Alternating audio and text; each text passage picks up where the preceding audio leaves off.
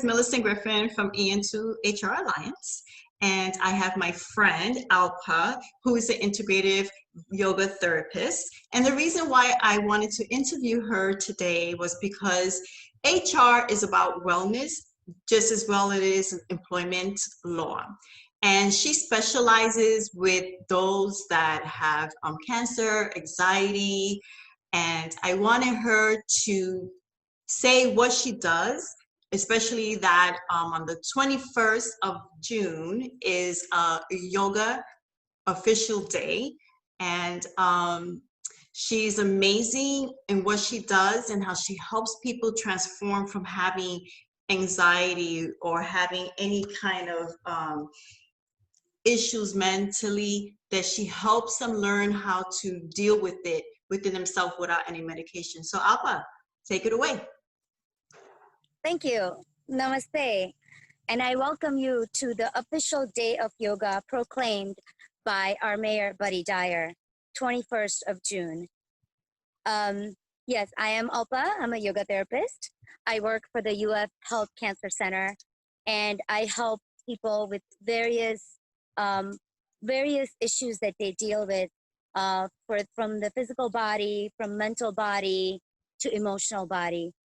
And I'm really honored to be here and shedding a little bit of light how you can bring practices of yoga into your life to help you heal from inside out. So Alpa, how can parents and children deal with their anxiety? Like, how can parents work with their children and deal with the anxiety when it comes to yoga? Parents themselves, nowadays, especially during COVID, people are dealing with a lot of mental issues, from adults to children, and especially children having to deal with, being taken out from school, being homeschooled. There's a host of issues that are going on within the family dynamic, also gets exponentially worse. So how can parents help? I would say number one is we need to look at our anxiety ourselves. We need to look at our mental health ourselves. And we need to, number one, see, are we holding the space for the children to listen to them and guide them without judgment, without anger, without reacting from emotions. So there's two parts in this question that you asked, and I'm glad you framed it that way. Number one, yoga helps us become emotionally resilient. And in my own life, I've had to pick up my children myself and pick myself up. And how do I do that? Just for me, I was lucky to have the experiences and training of yoga to go back to in my inner own being, to see, what's really coming up, and how am I getting emotional? How is my mental health affecting me, my actions and my reactions? So I had to take my health into myself, into my own hands, before I can even help my children. So number one, how can parents help? I would say just, bring in the practices of mindfulness meditation, breathing exercises, as well as physical exercises into your own life, to become that that beacon that holds that space for the children, so you can become an open arm vessel for them to come and say, Mom, I have this issue, or we should be able to observe it without judgment, without anger, without your own anxiety.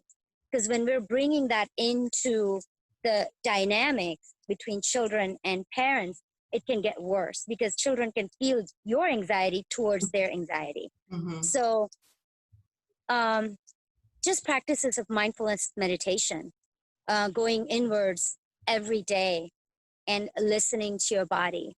So yoga, especially the practices of meditation and breathing exercises, helps you become in tune with your feelings, with your sensations coming up.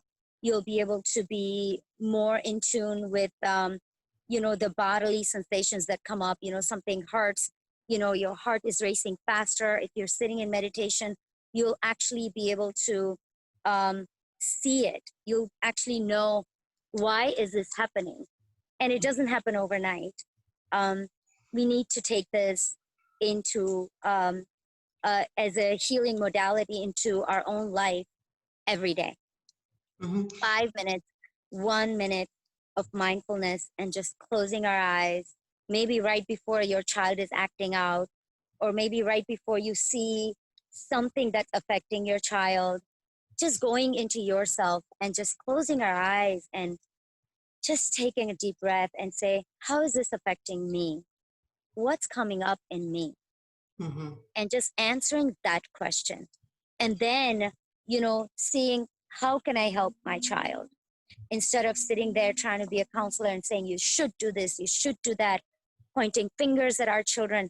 How do I want to be treated when this anxiety is coming up in me? How do I want to be treated? And these questions get answered as we go deeper and deeper into ourselves. Yeah, I agree with that, because I recently found out that my son, at an early age, he suffered anxiety. It wasn't until I became aware of anxiety that I started reading up on it and noticing that a lot of the symptoms was what my son was having. And I'm like, you would never think that someone that's young that will have that. And I guess it's just peer pressure and things that happen in life that kids themselves get it. And if I would have knew that, I think if I would have knew that, understood that he was dealing with a form of anxiety, I probably would have handled things a lot differently, with that kind of understanding, than just thinking that, he's being hyper or whatever, or tense or aggravated or that way towards me. So I think it's important that parents understand that we don't know the age limit that it can start. My son was 14, 15 when he started acting out, and I thought it was an act out, but when I read things, everything fit. I'm like, oh my God, that was my son. And so it's important. So meditation, I see you have a temple behind you. It looks beautiful.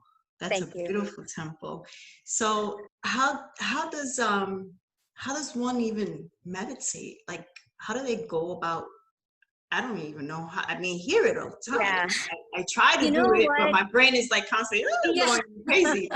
You know what? I deal with this question all the time. And during COVID, I have been asked to help with many, many groups, and they're mostly nonprofit, a group that had been doing a sport activity together, or women's group that have been getting together once a week, to maybe book club, to, just, not being able to go out, some tea parties or things like that. Now they don't know what to do. So there's many, many groups throughout Orlando. They've created like small groups on Zoom. So I'm literally doing about 4 to 5 meditation sessions on Zoom once, a week. And I also teach cancer patients on UF Health Cancer Center website. And the kind of questions that I get from Cancer Center to host of people, to someone who has children in a tennis team, or someone, some women who are just part of their own tennis team. They're the same when it comes to meditation. Like, how do I do it? When do I do it? And what kind of meditation do I do? Is it religion? If I'm meditating, am I going against religion? So I'm going to answer these questions one at a time. So number one, what should I wear? How do I sit? Sit where you are. Find a chair where you're comfortable. And I would just say, if you just wear something loose around your belly, just so there's no constriction, but it's not necessary. So just as you are. And I'm going to go ahead and take you through that meditation, so we actually understand, like, how should it feel in my body? And why will I be able to recognize the sensations coming up? And how will it calm me down?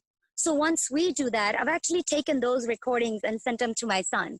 And he's like, Mom, this is great. Because I'm trying to indirectly bring this into my kids' lives. And I'm trying to train my daughter to become a yoga teacher during COVID. And it's been a lot of yoga in my life in this summer. Or should I say summer? I think summer's just arrived. It just started. But, It just started. yeah. Well, we're in Florida, so it's summer all year round. So let's just go ahead and I'm going to go ahead and take you into meditation. Okay. And just, connected with you as a friend. We already have that energy exchange that's just very calming. Mm-hmm. That's just open-hearted. But you may not always come across that. And that also brings anxiety. You may not always be accepted in every circle, and kids deal with that too, and adults deal with that too. There's always feeling of being left out, not being accepted, and as well as, some pain or something coming up. All of it has a physical body sensation and a message that it creates in us. And meditation, instead of going into the whole philosophy of yoga, I would just say it helps you connect with those sensations that come up when you go through these experiences. Being hit with a disease saying you have cancer, or being hit with a car that, oh my God, what happened to me? Things like that, or being hit with mental disease. All throughout the entire spectrum of I would say life experiences and trauma. The word is trauma that we go through. Mm-hmm. Our body holds it all inside. Especially employees, and during this time where they get laid off and come back, and we still during the uncertainties, and employers probably frustrated and probably lashing out. So as an HR specialist, this is something that I would recommend to my clients to say, maybe we can get someone in to teach everyone how to meditate for 15-30 minutes. So this way, when they feel they're coming on with anything, they can learn how to meditate. And the environment of the work environment can be nice and calm, so everyone just on the edge. And that's an important aspect also with HR, is making sure that the well-being of the employees are there too, especially right now. Yes, so many people are out of work. So let's go ahead and get going. I'm going to go ahead and let's go ahead and close your eyes. I'll invite you to close your eyes.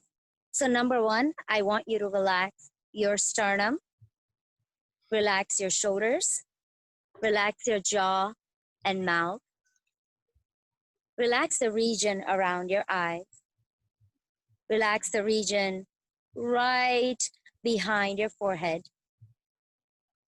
See if you can relax your underarms. You would never think you hold stress there.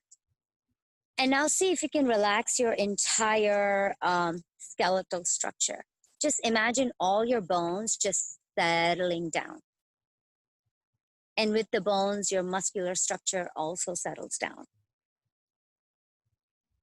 And see if you can bring a gentle smile to your face. Meditation is not punishment, I always say. So I will also meditate with you. I experience this meditation, I always say, at Vipassana, which is the simplest form of meditation, is focusing our awareness on our breath without changing the breath, without trying to change the environment, without judging those around us, without judging our thoughts. The only thing we're going to do is focus on the incoming breath and outgoing breath. That's it. Focus on the nostril, the inside of the nostril, and notice how the breath feels. And this won't happen right away. It'll take a lot longer practice to actually feel the sensations under your nose, but just for the time being, can we actually feel just the breath going in and breath coming out without trying to make the breath deeper, without trying to judge the breath? Let's just notice.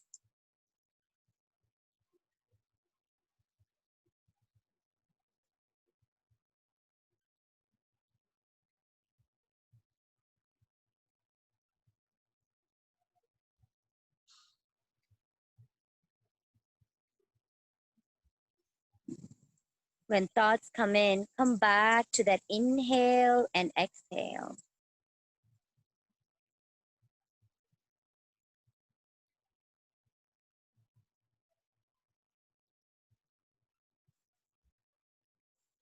Being in the present moment through connection to the breath.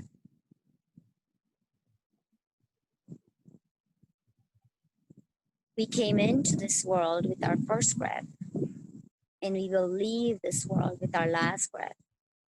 So let that breath, let that life force and energy be your guide. Softening your throat. And now see, just try to notice while you're breathing, if there are any sensations that you feel around your nose, inside your nose.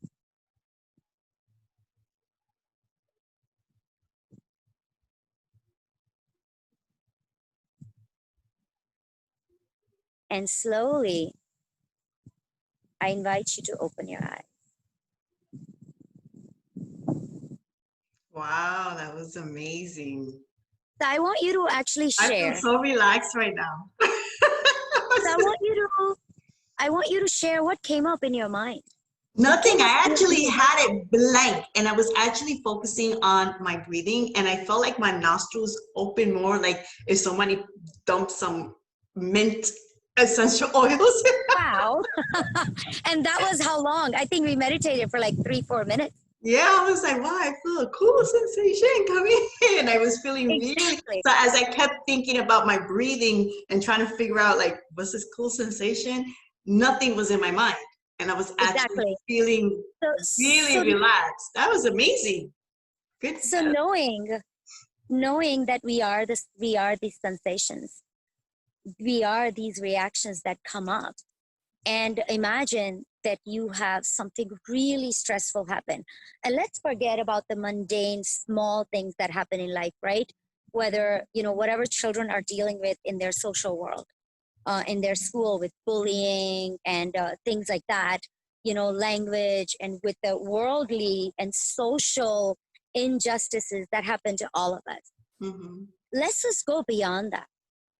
Okay, that has its own physical sensation and anxiety and depression and all kinds of mental health issues related to that. But let's go a little deeper. What if you lost a family member? What if a family member, child, parent, neighbor, best friend is dealing with a disease? What comes up in you at that time? So imagine if you just took a few minutes of mindfulness focus and mindfulness meditation. And I know there's so many different types of meditation, there's so many different names, but isn't all of meditation being mindful? Mm-hmm. When we're actually being mindful of our thoughts, our actions, and we say, I need to sit down and meditate, whether you focus on a word, on a mantra, on visualization, so many different kinds of meditation, that's being mindful. But mindfulness meditation is actually focusing on your incoming and outgoing thoughts. So there are all these different kinds of sects between meditation. But you want to find one that works for you. This particular meditation goes deep into the deeper layer of ourselves right away. The rest of the types of meditation, it just takes you away from the future and the past, helps you come into the present moment just for the moment being. But the Vipassana meditation, the meditation I just taught you, helps you actually connect with your inner sensations, inner being, and connect with your true source that's actually causing all this, right? And we think the cause is outside. The cause is how we react to it, right? Mm-hmm. There's an action and there's a reaction. So number one, as parents, we always say, I want to help my child, I want to help my child, but we don't take that into our own selves. So if we're not acting and behaving with love, loving and kindness, and with open-hearted energy to the children, they won't come to you with their deep-rooted issue. They'll see the barrier that you've created because you're dealing with your own anxiety. So I'm lucky to say I have the most amazing relationship with my children, because somehow through my deep rooted, I've really taken these 5-6 years to really, really be alone with myself and realize we do come into this world alone and we leave alone.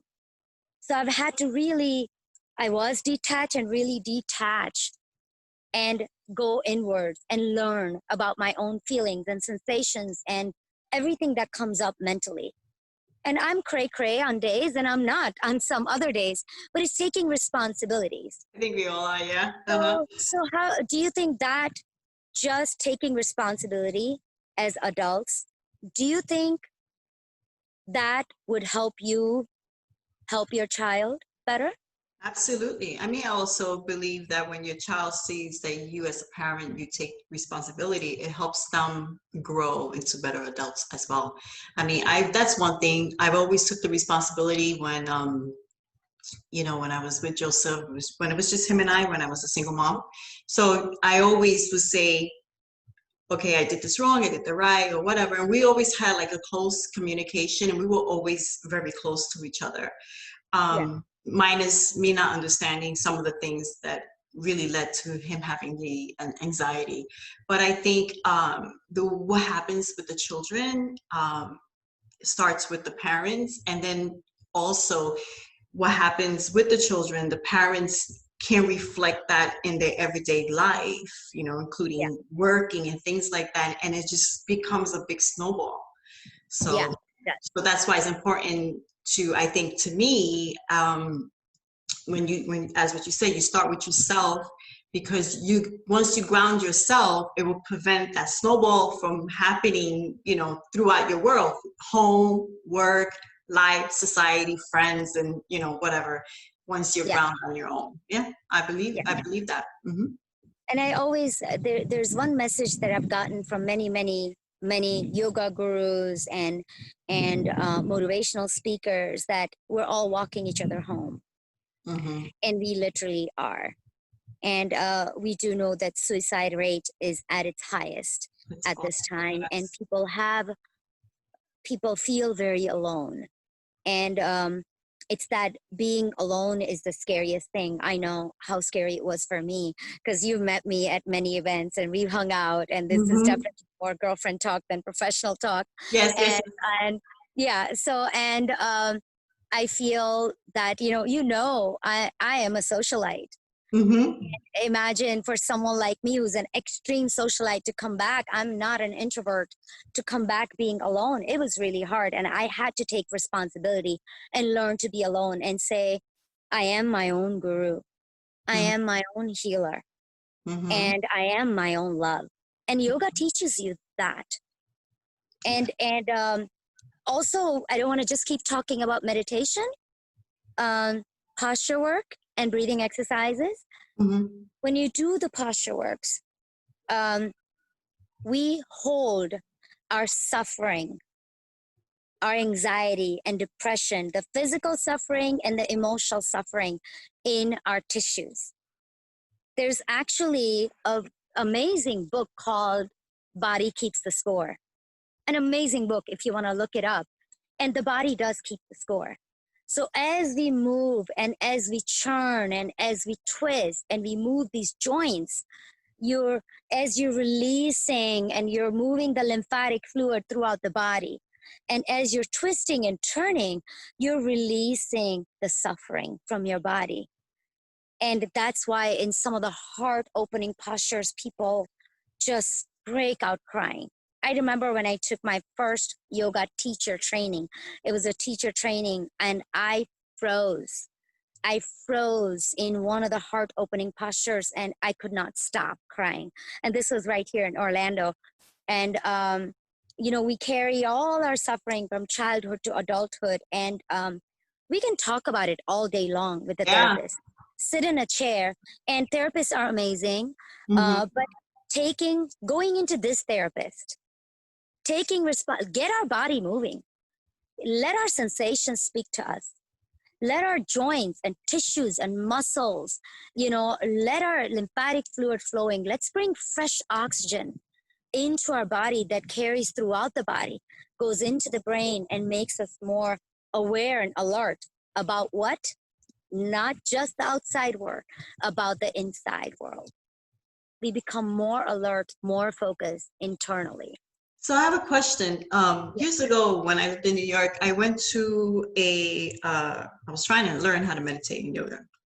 They were talking about vibrations, that vibration helps with that. And it opens, I don't remember, like it opens your internal. Can you explain that to me? Okay, so you're talking about physical vibration.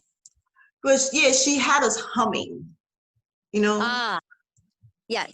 Mm-hmm. So there are practices of humming, Nada yoga. I've actually taken Oh, so part it's in many. different. Okay.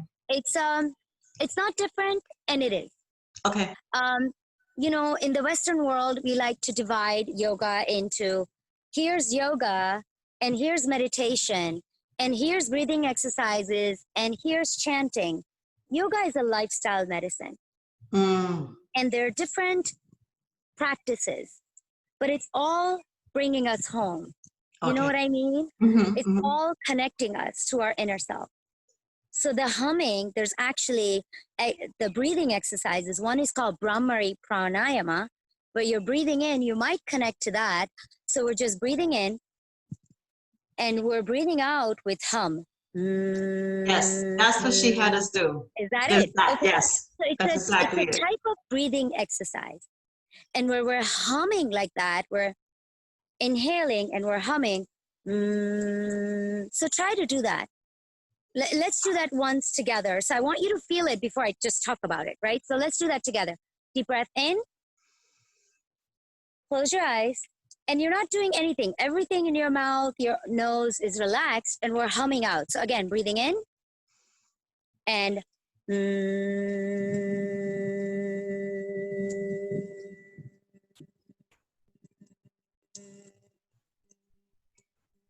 I got chills. right? So what that humming does, there's definitely a physiological response as well as psychological response. I don't want to go into too many medical terms. Right. I have the scientific knowledge of healing through yoga. Okay. I don't necessarily have the scientific knowledge of physical body.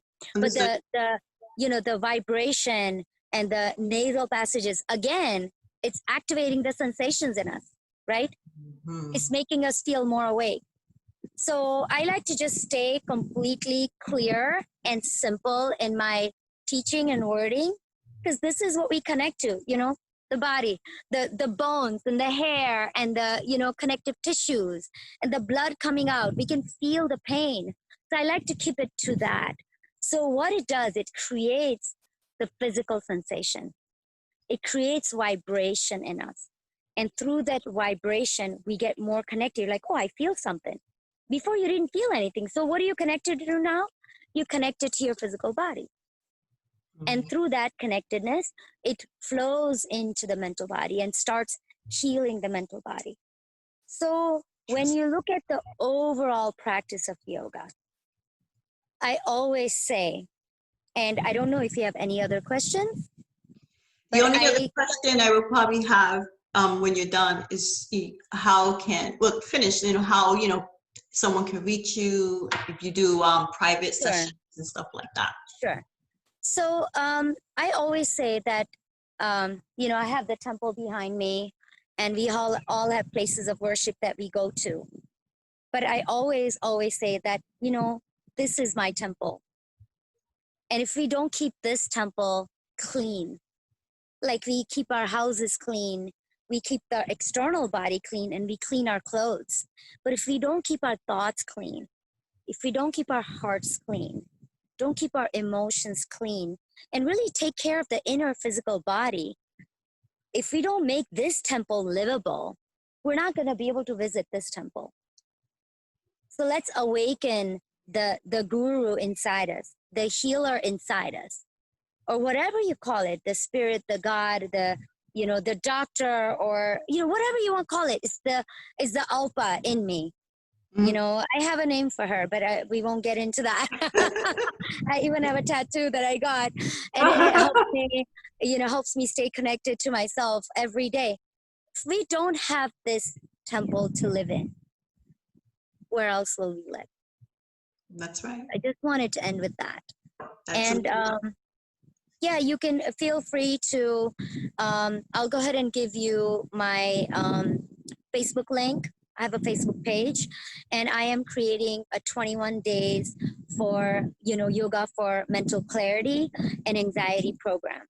Okay. And I will be coming out with it very soon around my birthday. My birthday is August 2nd. So I'm going to be going live at that time. So feel free to share that. Okay, definitely, definitely. So I will put all your information along with the video.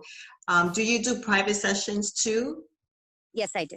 Okay, great. I do many private sessions. And since COVID, I've been doing private sessions, obviously on Zoom, online. So I'm doing that as well. Okay, good. So they can reach out to you when you send me the information if they're interested. Sure. I think this was amazing, and I thank you for giving me time. Yes. I appreciate it. Well, I'll be seeing you soon. And yes, and thank you for being part of the official day of yoga. Yes, thank absolutely. You so much. All right. Namaste. All right. Talk to you. Bye-bye.